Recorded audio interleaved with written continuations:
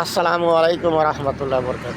যে আমাদের যে শিক্ষা ব্যবস্থা, সেখানে একজন নারী স্বামী একজন কিভাবে সফল হওয়া যায়, স্বামীর সাথে কি আচরণ করবে, কি ব্যবহার করবে, কি কি করণীয়, কি কি কাজ করলে বরকত বাড়ে, সে দরিদ্র স্বামীকে কোটিপতি বানাবে। কারণ রিজিকের পরিপঙ্খানুপঙ্খানে রিজিক সম্বন্ধে, রিজিক বাড়ানোর সম্বন্ধে, তার সন্তান ভরণ পোষণ এবং দেখাশোনার বিষয়ে প্রত্যেকটা বিষয় একজন মানুষের যে যতগুলো কোরআন এবং সুন্নাহর আলোকে একজন নারীকে সফল নারী হওয়ার জন্য, জান্নাতি নারী হওয়ার জন্য যা কিছু শিক্ষা দেওয়ার বিষয় আছে, সবগুলো পঙ্খানুপঙ্খানু আমরা শিক্ষা দেব। একজন কিভাবে নারী সংসারকে জান্নাতের টুকরা বানাবে, সে জীবনের প্রত্যেকটা স্তরে সে সফলতার মুখ দেখবে। এই জন্য কোরআন এবং সুন্নাহর আলোকে যতগুলো বিষয় আছে সবগুলো তুলে ধরবো। আমরা কর্মসংস্থান শুধু মুসলমান না, প্রত্যেক নাগরিককে সঠিক শিক্ষা আমরা নিশ্চিত করব এবং তাদের আর্থিক সাহায্য সহযোগিতা করব। এটা আমাদের মূল উদ্দেশ্য ও লক্ষ্য, যাতে একজন মানুষ আমাদের প্রতিষ্ঠানে পড়ে লেখাপড়া করে পথভ্রষ্ট না হয়। এই জন্য আমরা শিক্ষা, আমাদের কাজ হচ্ছে শিক্ষা দেওয়া, কিন্তু দুইটা জিনিস লাগে মানুষকে সঠিক পথে, আর একটা শাসন ব্যবস্থা। কারণ শিক্ষা, ইমানি শক্তি দুর্বল হয়ে গেলে তখন ওই শাসন দিয়ে তারা যদি তারা করে, তাহলে ইমানটা তাজা হয়ে যাবে। কারণ আমরা অনেক জেনাকার, অনেক পাপী মানুষ প্রবাসে আসে, আরব দেশে আসে, আমরা জেনা করে এসে জেনা করতে পারি না, কারণ কানুনের ভয়।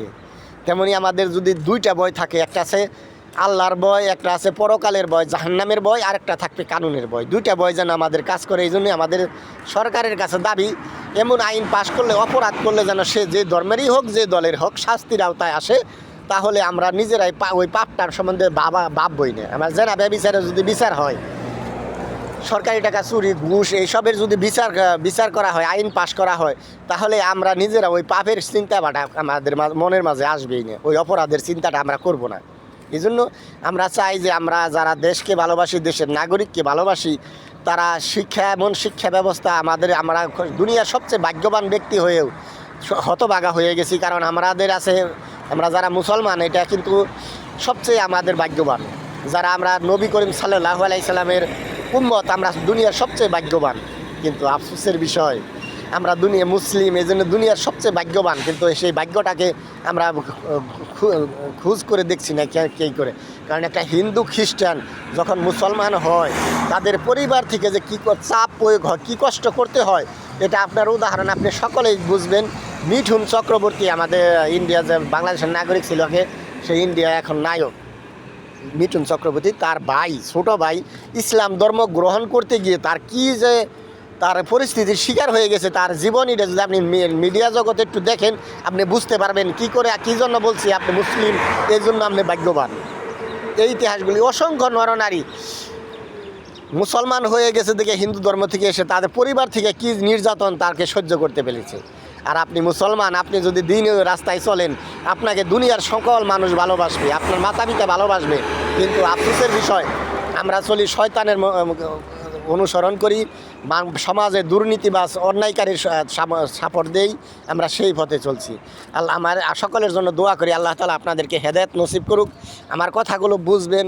এবং যে আমি একটা সমিতি গঠন করেছি, সেখানে আমরা সকলেই যদি দান করি, আমার টার্গেট হচ্ছে 18 কোটি জনগণ মাসে যদি 100 করে টাকা দেয়, কত টাকা হয়?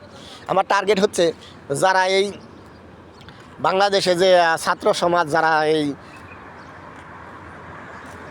লোকগুলো মারা গেছে 5 তারিখে এবং এর আগে, তাদের জন্য কিছু করা, যারা বন্যায় কবলিত আছে, এবং সেই সাথে এদের দিয়ে শুরু করব, তারপরে শুরু করব সমস্ত নাগরিক বাংলার।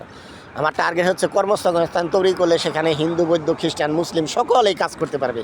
কারণ আমাদের এখানে কর্মকাণ্ডে শিক্ষা প্রতিষ্ঠানেও সকল ধর্মের লোক লেখাপড়া করতে পারবে।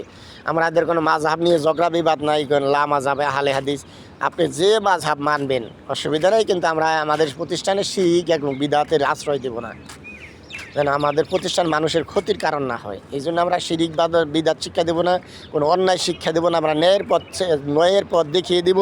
বাকিটা জীবন আপনাকে সেটা মানা না মানা, এটা আপনার ব্যক্তিগত ব্যবসায়। কারণ আমরা কোনো শিরক বিদআত শিক্ষা দেবো না, এবং জীবন পরিচালনার যেটা বৈধ, সবগুলো বৈধ যত বিষয় আছে আমরা সেইগুলো শিক্ষা দেবো। আমাদের মাদ্রাসায় শিক্ষা হবে সকল প্রকার কোরআন এবং সুন্নাহর আলোকে এবং প্রাথমিক শিক্ষা, যে সে যেন কর্মসংস্থানে যোগ দিতে পারে, খালি ওয়াজ মাহফিল করে বেড়ায় না বেড়ায়। আবার কথা হবে ইনশাল্লাহ। আসসালামু আলাইকুম ওয়া রাহমাতুল্লাহি ওয়া বারাকাতুহু।